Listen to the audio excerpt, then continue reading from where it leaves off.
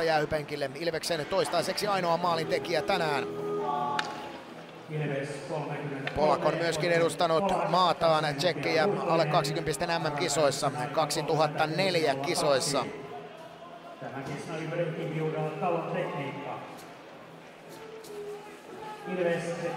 Polak tuli kesken kauden 1. päivä lokakuuta Ilves vahvuuteen.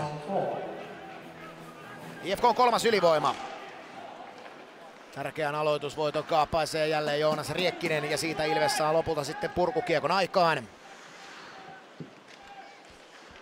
Pikkarainen saa tuntea paineen nahoissaan, mutta selvittää tilanteen. Rask.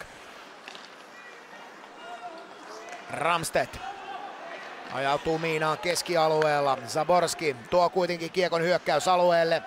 Viivan kautta Pikkarainen kääntää selän takaa. Zaborski, Pikkarainen nyt levittää toiselle puolelle ja siellä on sitten vapaata tilaa painettamalla puolella. Pikkarainen.